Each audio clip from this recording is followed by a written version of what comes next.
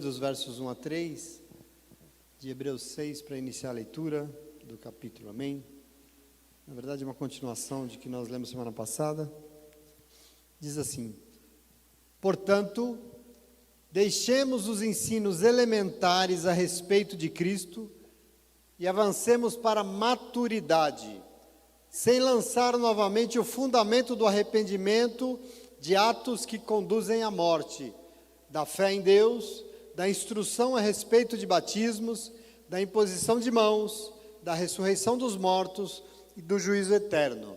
Assim faremos, se Deus o permitir. Amém? Senta no teu lugar, para a gente continuar de onde nós paramos. Nós encerramos semana passada com um tal de um leitinho aí, né? Mas hoje nós continuamos a partir daqui. E nós vimos então que o sumo sacerdote Jesus Cristo, em meio a muitas súplicas e dores, aliás, em alta voz o texto diz, fez um sacrifício na cruz do Calvário. Um sacrifício que foi eterno, que foi eficiente, que foi suficiente, definitivo para o perdão dos nossos pecados. Isso nós lemos semana passada. Aliás, dos pecados de todos nós. E assim, compreendemos também que não restam sacrifícios que são possíveis, que possam ser feitos com o mesmo objetivo, buscar a nossa salvação. Não se faz mais sacrifício com relação a isso. Na relação que nós estabelecemos com Deus, não servem mais os nossos sacrifícios, porque o próprio Deus ofereceu o seu Filho unigênito como o único sacrifício definitivo em nosso favor. Isso é muito importante que o texto nos deixou claro na nossa outra leitura. E aí nós podemos compreender, porque foi construído muita coisa a partir disso que nós entendemos que é a nossa salvação.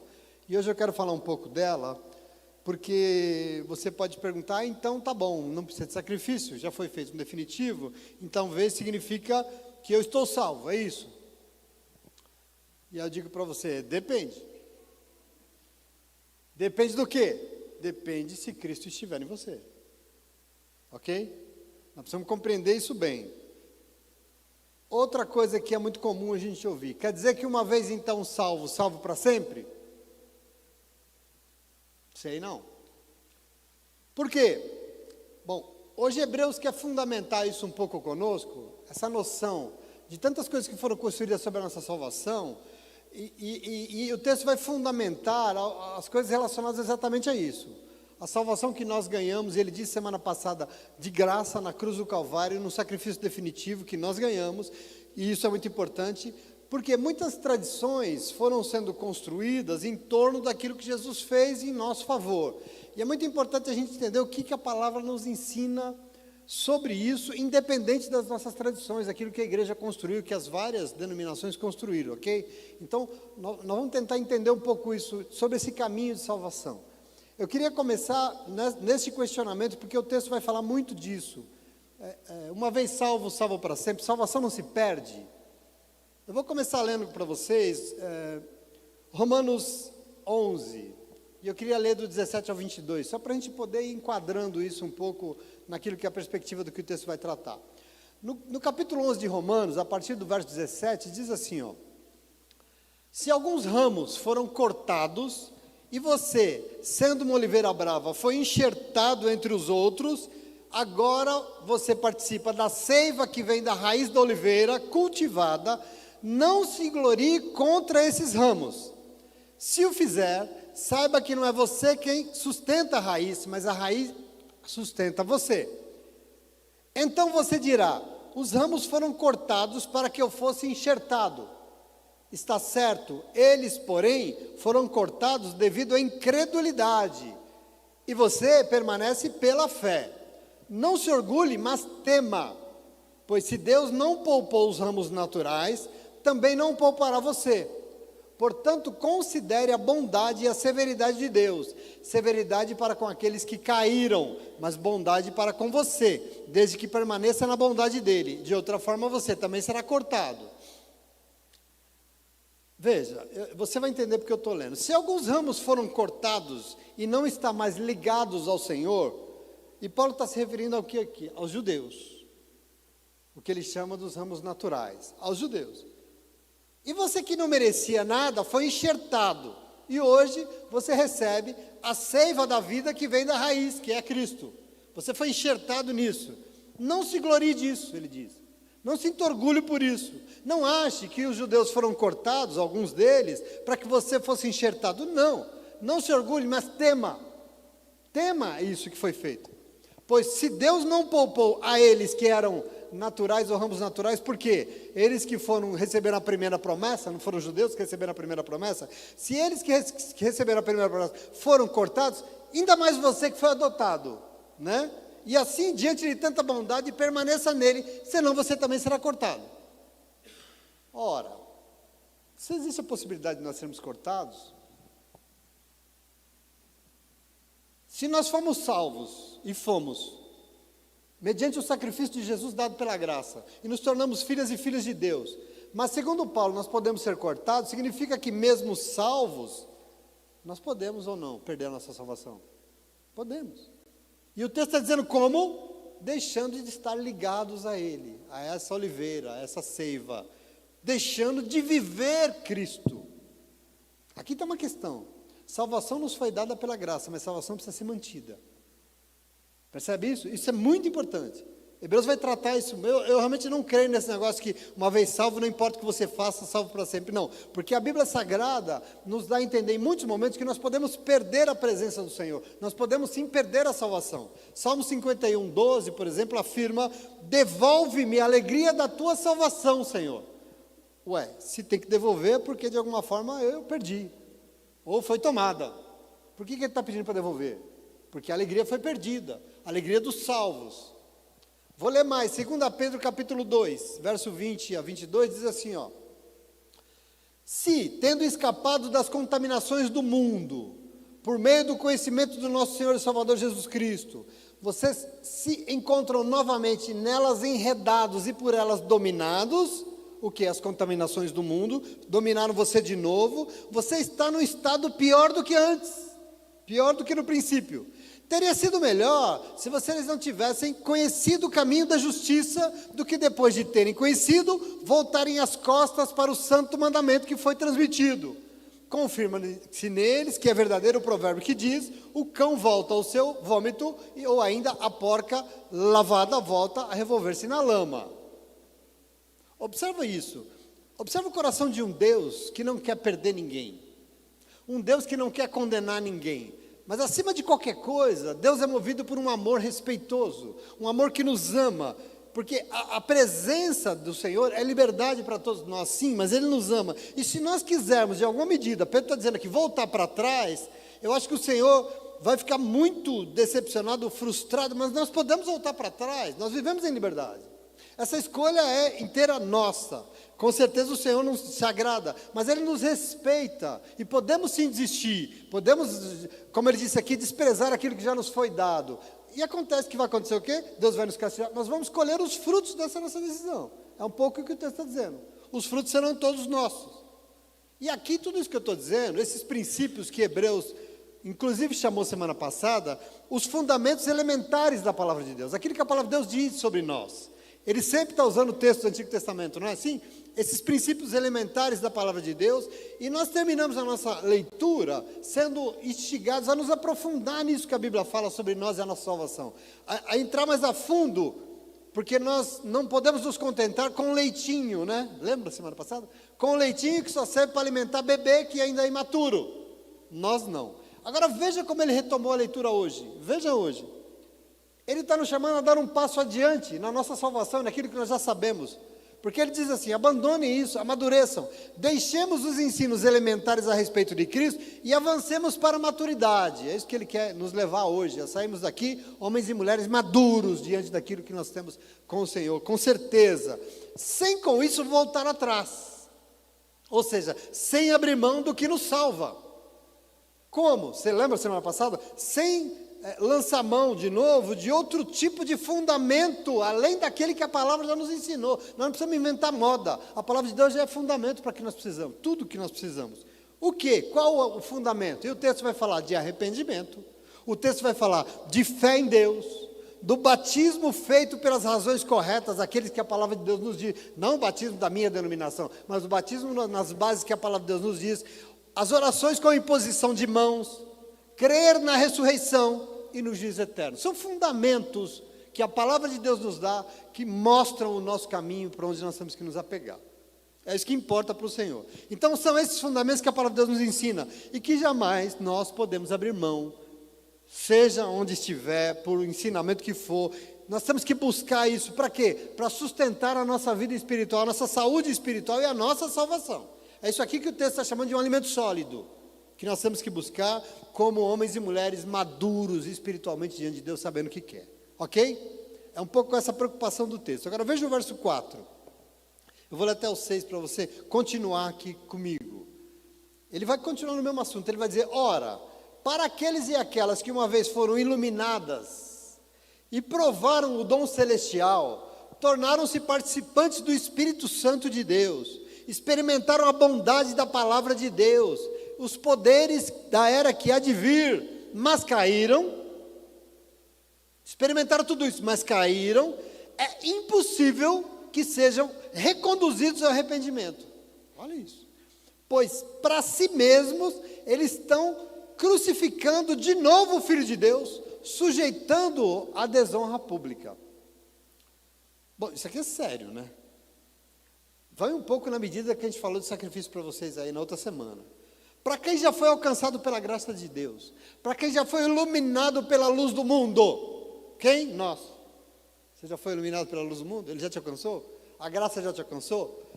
Para quem provou o dom celestial, para quem foi revestido pelo Espírito Santo, experimentou a bondade que é contar com a palavra de Deus vindo constantemente, e se a gente obedecer, ela vai nos curar. Quem já experimentou isso? Libertação, nos dá vida, e tudo mais que Deus prometeu para aqueles que creem, mas mesmo com tudo isso, ainda caiu, ainda voltou atrás. Observe o que ele fala: é impossível que seja reconduzido ao arrependimento de novo. Isso é pesado, né? É impossível que seja reconduzido ao arrependimento de novo, pois o que ele está fazendo? Para si mesmo, está crucificando de novo o Filho de Deus. Se o sacrifício foi definitivo, ele fez e você alcançou, você jogou tudo no lixo e voltou a querer de novo. Você está jogando isso no lixo, você está crucificando Cristo de novo, você desprezou o sacrifício da cruz, essa é a advertência. Você está desonrando publicamente o santo nome do Senhor. O texto está preocupado com essas atitudes que com certeza acontecia na comunidade, porque isso é sério. Então Hebreus aqui está dizendo que aqueles e aquelas que já foram alcançados pela salvação, já foram salvos, dela receberam tudo que Deus pode dar de maravilhoso, dons, Espírito Santo, palavra, o poder que existe para nos salvar das garras do mal, tudo que está, e mesmo assim caiu, voltou para trás, desistiu e foi viver a velha vida que Pedro fala, foi vivendo as mesmas coisas que vivia antes. A essas, praticamente não tem esperança. Por quê? Porque segundo o texto é impossível se arrepender outra vez, de novo. E aqui veja, quem alcançou salvação porque se arrependeu uma vez, e se arrependeu porque sem arrependimento ninguém se salva, uma única, se arrependeu, e caiu, ou seja, voltou para trás, ele está dizendo aqui, é difícil, voltou a fazer as mesmas coisas que fazia, voltou para a velha vida que tinha, para ele é impossível se arrepender de novo. Esses e essas perderam a sua salvação. Está dando um exemplo aqui de como pode se perder a salvação, mostrando que é possível sim. Significa que quem já foi para o Senhor e viu sua vida mudando, quem já teve experiência com Deus, que viu tudo melhorando, que viu a sua vida iluminada, mas abriu mão de tudo por obstinação, isso é muito comum, caiu, voltou para a velha vida, esses não vão conseguir se arrepender de novo. Por que talvez? Eu acho que aqui a condição de ser salvo, aquilo que ele recebeu de graça, sem fazer nada por isso, foi desprezado, sabe? E depois que despreza porque talvez foi orgulhoso, como é que se arrepende de novo daquilo que desprezou? Como é que você jogou no lixo e falou, não, mas eu agora preciso do lixo? Aqui está o problema dessa perda. Eu não sei, eu costumo dizer, que aliás a gente já enfrentou caso disso aqui, que parece que o próprio Deus, diante de tanta teimosia, o Deus falou assim, tá bom, você quer tanto? Vai lá e faz como você quer. Você não quer? Vai lá, eu te respeito, eu te amo. Não é isso que eu tenho para você, não foi isso que eu te ensinei, mas já que você quer, vai lá, parece que é isso. Parece que o próprio Deus... E assim, eu já assisti na minha vida pessoas saindo da igreja. E pior, sai da presença do Senhor, porque, eu não sei se você sabe, não é a mesma coisa, né? Sair da igreja é uma coisa, sair da presença do Senhor é outra. E eu fico sempre orando quando uma pessoa sai da igreja, que vai que ela encontra um lugar, né? Eu oro por isso. Eu acho difícil, particularmente, porque eu tenho uma coisa na minha vida, eu tenho uma certeza na minha vida, e eu tenho muito temor com isso. Para mim, Deus se manifesta no lugar que Ele escolheu falar e se manifestar na tua vida, é lá que Ele vai fazer. E quem escolhe esse lugar não é você, é o Senhor. Aliás, o Senhor entrou na tua vida não porque você quis, entrou porque Ele quis, Ele te alcançou primeiro. Antes de você merecer, Ele já quis. Então, veja, para mim, eu penso assim, não somos nós que determinamos onde Deus vai falar conosco, é Ele que escolhe. Eu quero que você compreenda isso, que vai no meu coração. O lugar que Deus vai transformar a tua vida é onde Ele escolher, não onde você quer. E eu vejo muita gente obstinada. Ele é quem nos ama, que nos alcança, é Ele que fala conosco, é Ele que vem, e é no lugar que Ele escolheu, desculpa. E às vezes a gente não quer se submeter a isso. E eu tive já em situações que eu ia sair da igreja, de uma igreja que eu congreguei durante muitos anos com a minha família.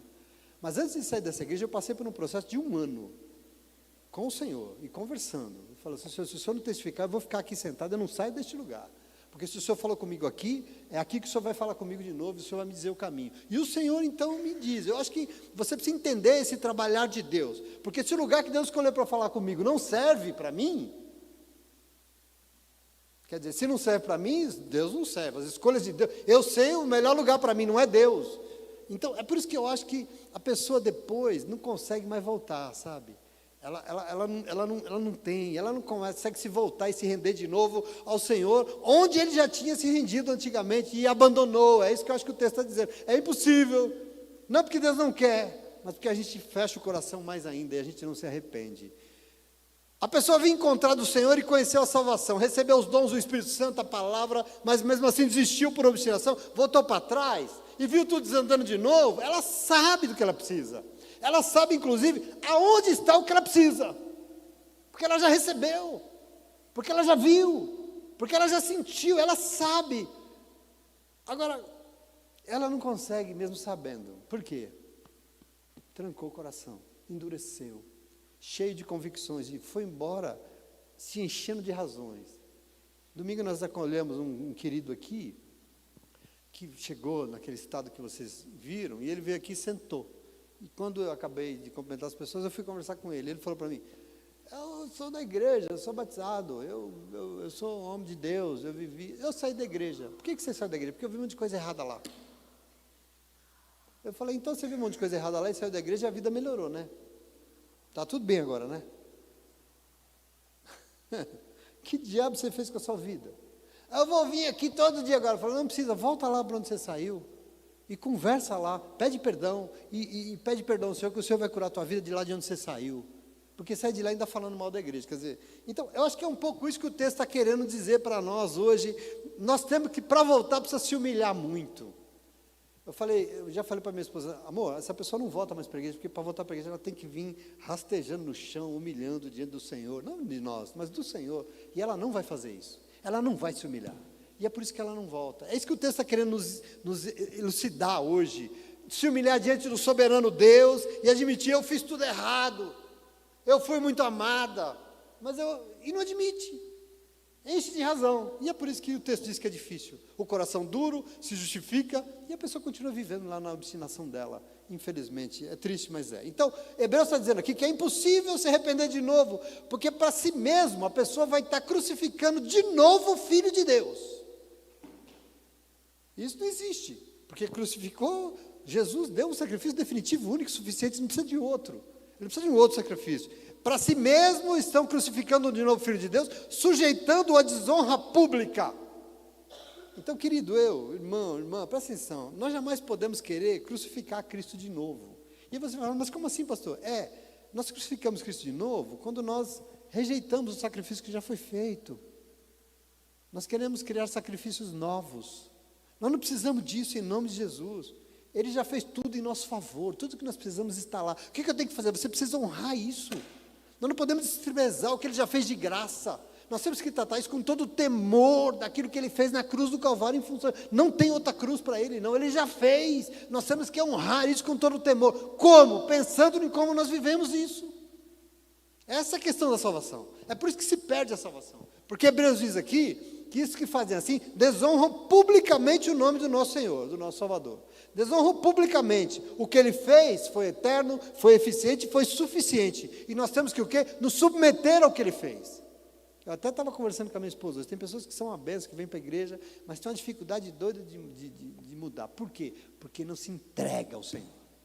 Porque tem ressalvas. Porque Deus é maravilhoso. Deus é maravilhoso. Mas e aqui? Aqui eu não consigo ainda. Não se entrega inteiramente. Fica cheio de conversa. E aí, não entende? Você não está submetendo aquilo que ele já fez por você, por tanto amor. E por isso, isso que nos salva, se a gente trata de qualquer maneira, desculpa, vai perder. Em nome de Jesus, amém? Então, me desculpa que acredito nesse negócio de que uma vez salvo, salvo para frente, eu sei lá, respeito, mas a Bíblia não me ensina isso. Veja Filipenses 2,12, diz assim: assim, meus amados, como sempre vocês obedeceram, não apenas na minha presença, mas agora na minha ausência, ponham em ação a salvação de vocês com temor e tremor. Outras traduções dizem: persistam em produzir a sua própria salvação com temor e tremor. Perceba, a salvação uma vez dada, pode ser perdida. Nós temos que o quê? Persistir em produzir essa salvação todos os dias. Todos os dias eu abro os meus olhos e falo: Senhor, me salva, eu quero ser livre. Todos os dias eu preciso perseverar nisso, persistir nisso, em nome de Jesus, amém? Versículo 7. Vocês estão compreendendo aqui a preocupação do capítulo? Em fundamentar as bases da nossa salvação. Versículo 7 diz assim, pois a terra que absorve a chuva, que cai frequentemente e dá colheita proveitosa àqueles que cultivam, recebe a bênção de Deus. Mas a terra que produz espinhos e ervas daninhas é inútil, logo será amaldiçoada e o seu fim será ser queimada.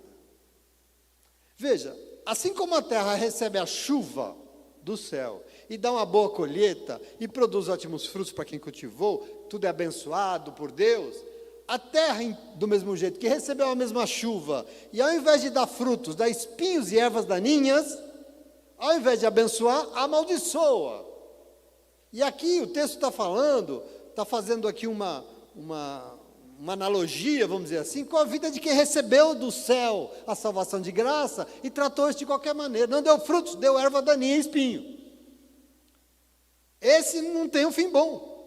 Aliás, o texto diz: isso é amaldiçoado, o seu fim não será bom. Por isso o texto acredita piamente que é impossível, porque deixa de contar com essa graça que desprezou. Quer dizer, eu acho que Deus ama e Deus quer salvar sempre. O caminho aqui não é de Deus, não é que Deus não pode salvar de novo, reconduzir, mas é que o coração humano se endurece muito mais, e ele não alcança mais, ele não se rende mais, ele não admite mais que o que já tinha sido feito para ele lá atrás já foi suficiente, porque ele desprezou. Percebe? Não é que Deus não pode, Deus pode tudo. Não é que Deus não quer, Deus quer sim. A gente se fecha, é isso que o texto está querendo dizer, e a gente não alcança de novo. Amém? E aí no verso 9, ele vai dizer assim, amados, mesmo falando dessa forma, estamos convictos de coisas muito melhores em relação a vocês, coisas próprias da salvação. Deus não é injusto. Ele não se esquecerá do trabalho de vocês e do amor que vocês demonstraram por Ele, pois vocês ajudaram os santos e continuam a ajudá-los. Queremos que cada um de vocês mostre essa mesma prontidão até o fim, para que tenham a plena certeza da esperança, de modo que vocês não se tornem negligentes, mas imitem aqueles que, por meio da fé e da paciência, receberam a herança prometida. Ufa, uma boa notícia, né? Apesar de estar falando dessas coisas, que coisas? Apesar de estar falando das pessoas que caíram, se desviaram, perderam a salvação, nós estamos certos, nós estamos convictos que com vocês não é assim. Glória a Deus. Com vocês, porque com relação a vocês eu tenho certeza de coisas muito melhores, porque vocês estão salvos, e vocês têm perseverado e produzido salvação cada vez mais na vida de vocês. Glória a Deus, começou a falar de mim agora, estou brincando. Deus não é injusto. Ele nunca despreza alguém que crê e se rende a Ele, e trabalha naquilo que o Senhor deseja fazer. Sabe o que significa isso? Graças a Deus, tem quem foi salvo, e foram salvos, e vivem como pessoas salvas. Aqui está uma questão. Aqui está a diferença da terra que produz ervas e espinhos e da terra que produz frutos. Os que foram salvos vivem como salvos. E aqui é o exemplo dele que ele vai usar agora. Salvação recebida da graça só se sustenta por quem decide continuamente fazer o que Deus espera. Porque você não perde. E é importante isso. Salvação ganha, precisa ser sustentada para não voltar para trás. E aí o texto vai dizer, precisa de persistência, precisa de perseverança sim, precisa de palavra sim, precisa de igreja sim, precisa de obra sim. Queremos que cada um de vocês mostre essa mesma prontidão até o fim. Não é que uma vez salva, continuem até o final, porque você não desanda. Se não produzir fruto, vai dar espinho. Não vai, como domingo a gente ouviu aqui, vai intoxicar todo mundo. Quem foi salvo precisa viver como salvo. Como? O texto vai dizer, se envolvendo e ajudando a fazer a obra. Hebreus faz questão de dizer, ajudando os santos, e continua a ajudar até hoje, a fazer a obra de Deus. Vocês ajudaram os santos e continuam a ajudá-los. Vocês têm perseverado na obra de Deus. Vocês têm perseverado para que a vontade de Deus seja feita no mundo. Vocês têm perseverado, porque isso que são sinais que tem sido, a nossa salvação tem sido colocada em ação, como Paulo diz em Filipenses. A nossa salvação está agindo, porque salvação que não age é salvação morta, e salvação morta não existe. Salvação é para a vida, não para a morte. Estou salvo e está lá naquela desgraça toda. Salvo da onde? Quase morto. Percebe aqui a questão? Então, é uma salvação que age. Então, essa convicção que nós temos, participando da obra de Deus. Aí no verso 13 ele vai dizer assim, ó, quando Deus fez a sua promessa a Abraão, por não haver ninguém superior para quem ou por quem jurar, Deus jurou por si mesmo e disse, esteja certo de que eu abençoarei Abraão e farei numerosos os seus descendentes. E foi assim que, depois de esperar pacientemente, Abraão alcançou a promessa. Continua aqui comigo. Ele está construindo algo aqui. Deus recompensa quem nele crê e espera, ele recompensa quem crê e espera nele. Isso é um ponto. E nós precisamos caminhar nessa certeza, nós que somos salvos, nós precisamos caminhar nessa convicção, porque é ela que nos dá fé, é ela que nos dá esperança, é isso que você precisa entender.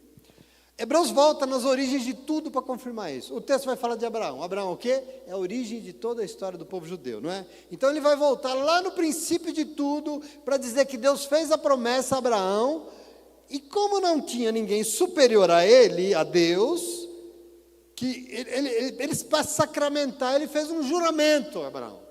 Ele garantiu com todo o empenho a Abraão e por isso o Senhor jurou por si mesmo, o texto diz. E o Senhor disse o quê? Abraão pode estar certo.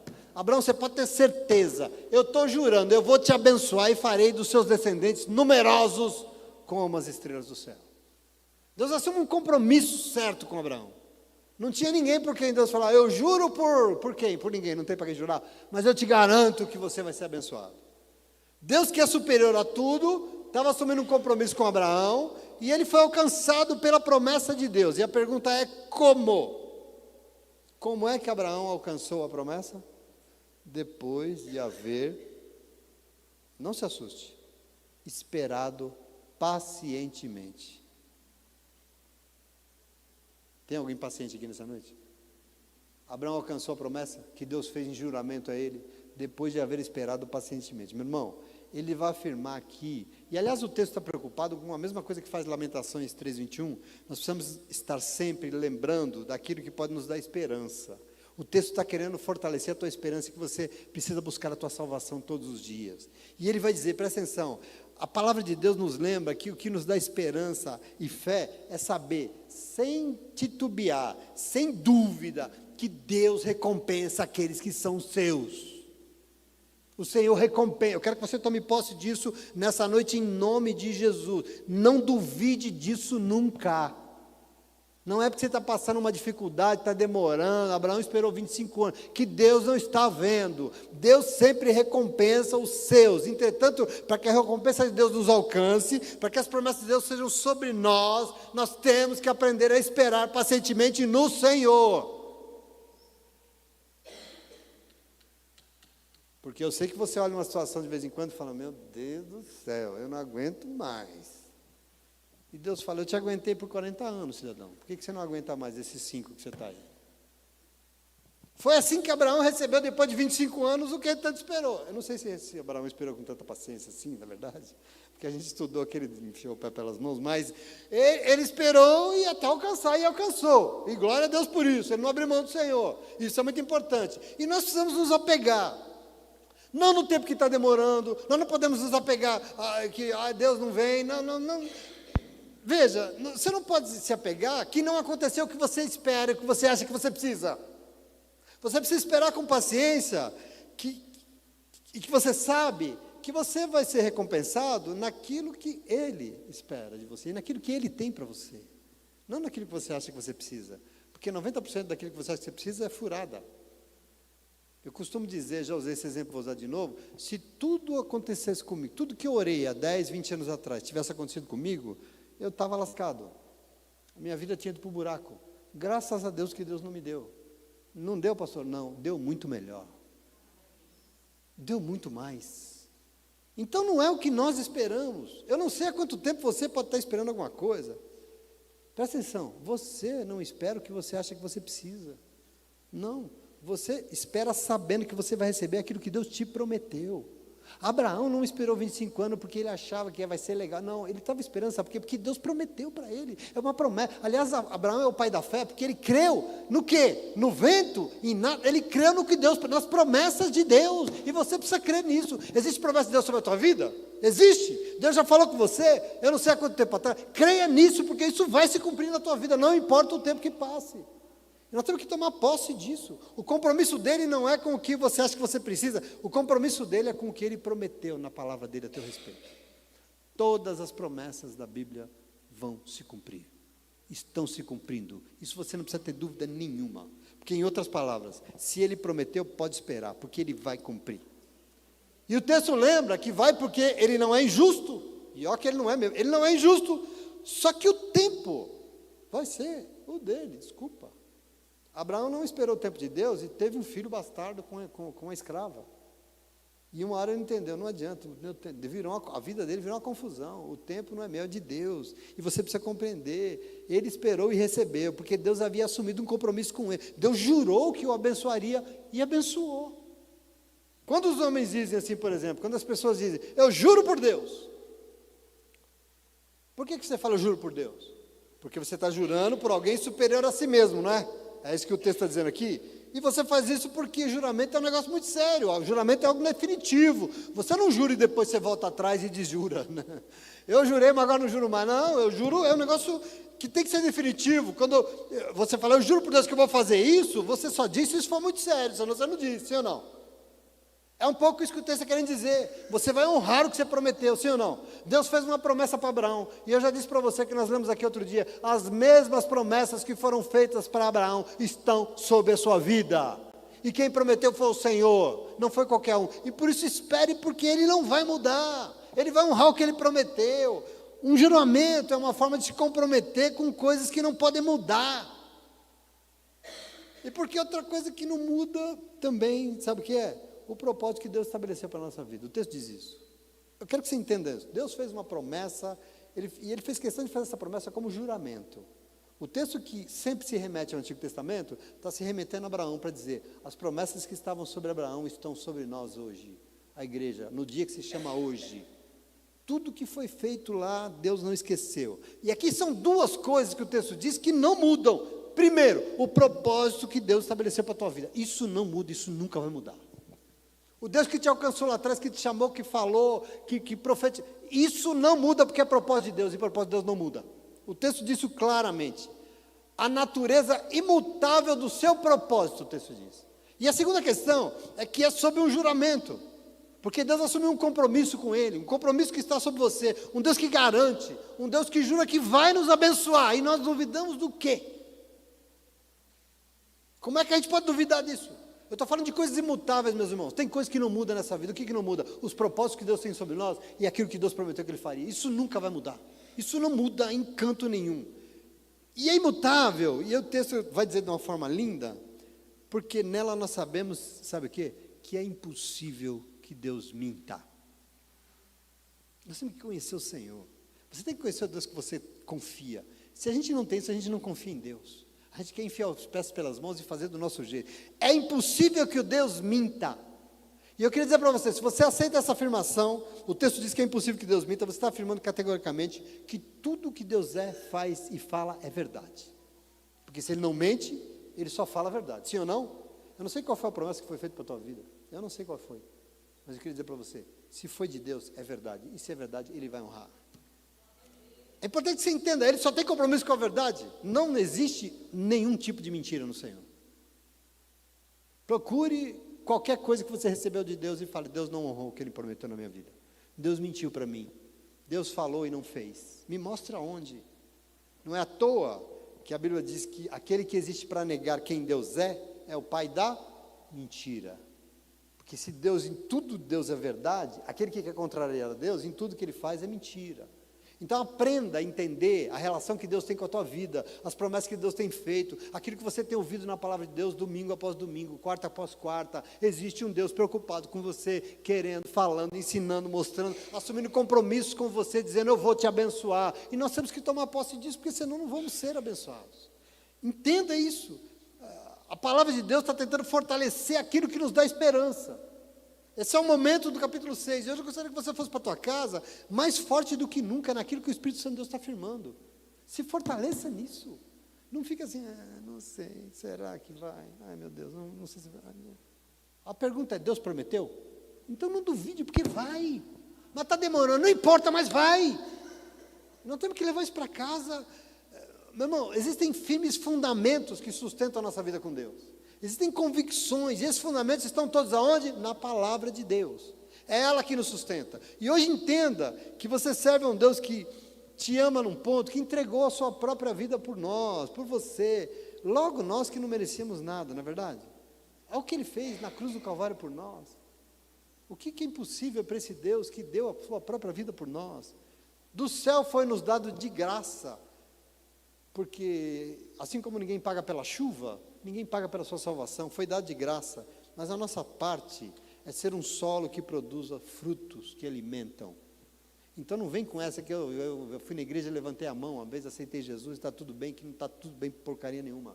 Salvação não é um ato isolado na tua vida, salvação é um estilo de vida, é uma maneira de viver no mundo. O solo precisa produzir frutos que alimentam, não pode, se não produz frutos vai produzir espinho e erva daninha. Agora, veja, para que isso, nós recebemos do céu a salvação, mas salvação pode ser perdida sim, e por isso nós temos que viver como se vive um salvo. Nós temos que nos empenhar nisso. Como? Honrando aquilo que nós ganhamos de graça, sustentando a obra de Deus, aquilo que Deus quer fazer através de nós, porque Deus jamais se esquece do trabalho e do amor de quem toma a obra dele em suas mãos, diz o texto. Deus Ele é justo, e Ele não se esquece daqueles que se empenham e trabalham pela sua obra. Então nós temos que trabalhar, nós temos que honrar aquilo que nós recebemos de graça. Isso nos dá esperança, isso é fonte de esperança, por isso nós temos que esperar com confiança e paciência, porque nós sabemos quem foi que nos prometeu, sim ou não? Quem foi que falou conosco, nós sabemos, sim ou não? Então o Senhor, o nosso Deus, foi quem prometeu. Então eu quero que você vá embora hoje sabendo, se nós crermos e esperarmos nele, eu quero que você descanse, por favor. Deus prometeu que seria, vai ser. Eu olho para esses rostinhos aqui, são poucos hoje, mas cada um de vocês tem uma história, que chegou aqui para conversar comigo, com a minha esposa, desesperado com a situação, muitos de vocês. E agora eu olho para você, lembrando dessa situação, eu vejo que Deus deu uma solução, deu ou não deu? Deus respondeu, e respondeu na medida que você nem imaginava, sim ou não? Quando tudo dizia não, o Senhor veio e falou, não, quem vai dar a última palavra sou eu. E eu estou aqui diante de um monte de histórias de vida que foram transformadas sobre esse poder que há. E por isso nós temos que fazer o quê? Descansa, meu irmão. Descansa, meu irmão. Para que essa aflição, essa ansiedade? Não precisamos disso, não. Se Ele prometeu, nós vamos descansar nele. E é muito importante isso. Desde o princípio, Deus prometeu a Abraão, e não prometeu simplesmente, Ele assumiu um compromisso jurando que ia abençoar, e Ele abençoou. E na tua vida Ele também assumiu um compromisso, e Ele vai te abençoar, em nome de Jesus. Entenda, para Deus existem coisas que não mudam. Eu e você mudamos o tempo todo. Por isso que a Bíblia fala que o coração humano é enganoso. Uma hora você está bem, e glória a Deus. Outra hora você está mal, e que Deus que nada. Né? Uma hora você está bem, e é só beijinhos. Uma hora você está mal, e sai chutando o cachorro. A gente muda o tempo todo, mas Deus não muda. Deus é Deus. Ele era, Ele é e Ele será eternamente. E nós temos que tomar posse disso, porque é para esse Deus que nós servimos, é esse Deus que nós estamos aqui ouvindo nessa noite. Amém? Em nome de Jesus. A natureza imutável dos propósitos que Deus estabeleceu para a tua vida. Essa é a convicção que você leva. E além disso, pode crer e esperar com paciência, porque acima de tudo, quem te prometeu foi Ele, não foi pastor, não foi igreja, foi religião, foi o próprio Deus. E Ele não mente. Ele jamais mente. Eu não sei se você consegue crer nisso. Você consegue crer nisso? Você consegue crer nesse Deus que não mente nunca? Porque se eu creio que Ele não mente, eu tenho que descansar nele, entende?